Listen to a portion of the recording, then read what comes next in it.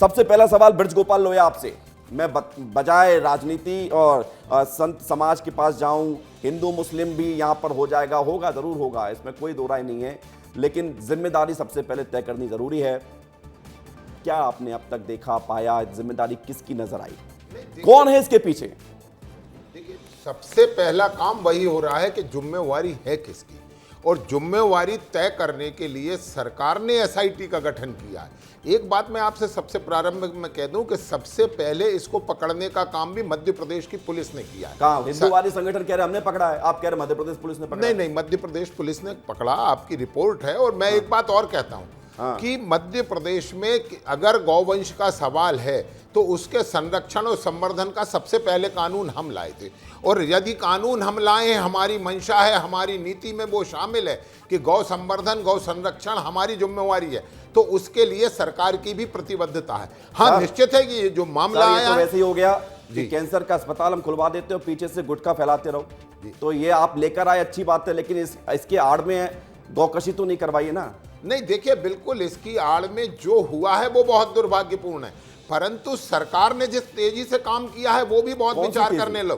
कौन सी? आप तो मानने को तैयार नहीं थे। नहीं नहीं नहीं, क्यों ये मानने को तैयार नहीं थे? ये मानने को तैयार थे भाई, वो तो भैंसों का मांस है।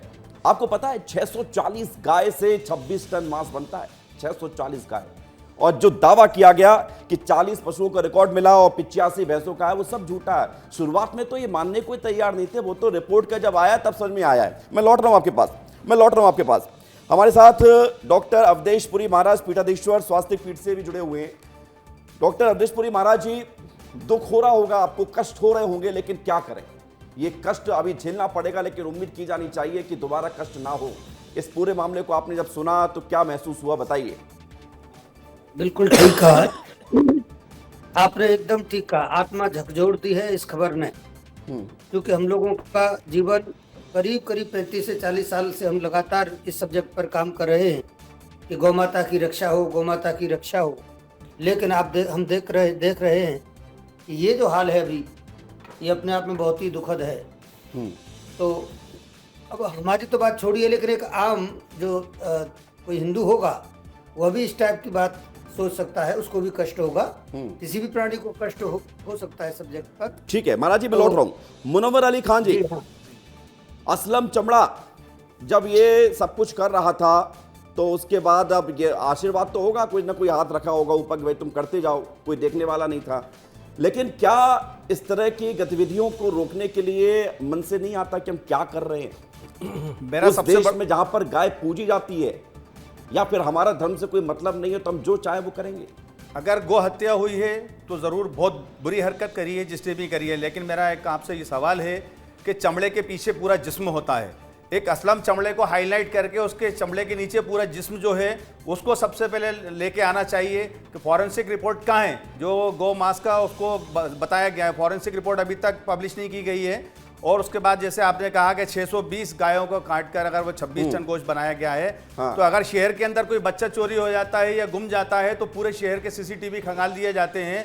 तो 640 एक गाड़ी के अंदर तो आए नहीं होंगे, अगर स्लॉटर हाउस आए होंगे तो सारे शहर के सीसीटीवी सिलेक्ट करना, उससे सर्च करना चाहिए। क्या चाहते जल्दी सर्च करना चाहिए कि ये गोकशी कैसे हुई और जानवर कैसे पहुंचा वहां पर। हाँ, लेकिन ब्रज गोपाल लोया जी, सवाल यह है कि 2004 से सब कुछ बैन है, प्रतिबंध है, कानून आप कह रहे थे हमने बनाया है कानून, तो फिर उसके बाद कैसे गौकशी 26 टन हो गई, ये बताइए।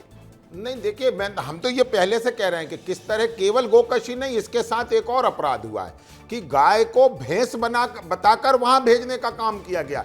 ये जिन लोगों ने किया है वो अपराधी हैं, और जिन लोगों ने गो मांस को बनाने का काम किया, गाय को वहां तक लाने का काम किया, काटने का काम किया, और इसके बाद उस बीफ को बेचने का जो प्रयास हुआ, उस सबके खिलाफ कार्रवाई होगी। और हम कार्रवाई तो करनी पड़ेगी, कार्रवाई भी नहीं करेंगे तो कैसे काम हमारी चलेगा? प्रतिबद्धता कार्रवाई होगी। आप ये कह के बहुत ऐसी बात नहीं कह रहे हैं जिसकी हमें उम्मीद नहीं है। आप कार्रवाई की बात कहेंगे और करनी चाहिए, लेकिन सिर्फ कार्रवाई क्या उन्हीं लोगों पर होगी जो 2-4 नाम आ रहे हैं, या बड़े लोगों पर भी होगी, जिम्मेदार लोगों पर भी होगी?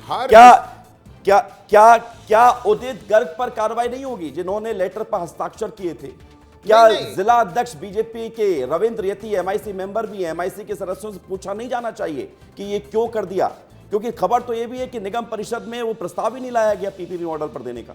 नहीं, देखिए, मैं तो फिर से कह रहा हूं कि चाहे कोई नेता हो, चाहे कोई अधिकारी हो, बड़े से बड़ा अधिकारी हो, और जो माननीय मंत्री जी कह रहे थे कितना भी बड़ा व्यापारी हो, कार्रवाई सबके खिलाफ होगी। ठीक है, अब आपकी इस बात पर कितना एतबार है, आनंद जाट को जरा सुन लेते हैं। आनंद जाट जी, बहुत साधारण सी बात है कि जब राजपत्र में गजट नोटिफिकेशन निकाल कर ये कहा जाता है कि जो बीफ है उसको बेचने पर कोई टैक्स नहीं लगाया जाएगा, तो मंशा तो स्पष्ट है कि बीफ कंपनियों से चंदा लेने वाली भाजपा की नीयत साफ नहीं थी। और नीयत साफ नहीं थी इसीलिए 18 दिसंबर के बाद आज जो है 21 तारीख हो गई है जनवरी की, 1 महीने से ज़्यादा समय हो गया है, किसी की जिम्मेदारी तय नहीं हुई है। अगर कोई गरीब होता इस अपराध में शामिल, कोई कमज़ोर होता, तो अभी तक उसका घर 24 घंटे से पहले गिराने के लिए बुलडोजर पहुंच जाता। तो आप चाहते हैं लेकिन आज नहीं, आप अपने शब्द मेरे मुंह में मत डालिए, बोलने दीजिए ना। नहीं, अरे भाई, तो मैं आप ही को बोलने दे रहा हूं। हाँ, तो मैं बता रहा हूँ ना, मैं बता रहा हूँ घर कितना चाहिए। मैं ये कह रहा हूँ कि 1 महीने में जिम्मेदारी तय नहीं हुई, अगर कोई गरीब होता तो उसका बुलडोजर से घर तोड़ दिया जाता, ये कहना चाह रहा हूँ। और इस बात को मैं बहुत स्पष्ट तौर पर कह रहा हूँ कि आज तक जिम्मेदारी तय नहीं की, क्योंकि महापौर के सगे मंत्री ने, हो सकता है मुख्यमंत्री तक ने इसमें चंदा लिया हो, और उनके चंदे के बिना ये चीज नहीं हो सकती। लोया, आरोप बहुत बड़ा है, बहुत बड़ा आरोप है ब्रजगोपाल। ये कैसी बात करते हैं? चंदा वाली बात कर रहे हैं। आरोप नहीं है, कांग्रेस इस तरह का आरोप लगाती रही है। पत्र सबूत के साथ कह रहा है, गौवंश के प्रति हमेशा कांग्रेस का ये रवैया रहा। और मैं एक बात फिर से कहता हूं, कांग्रेस और कांग्रेस के लोग चाहते हैं कि लोगों के घर ढा दिए जाए, वो आनंद जाट जी से निकल जाता। और एक बात और पूछता हूं आनंद जी, एक बात और पूछता हूं, आप बार बार ये क्यों कह रहे हैं कार्रवाई नहीं हुई? 2 लोगों की गिरफ्तारी हुई, 9 लोग निलंबित हुए।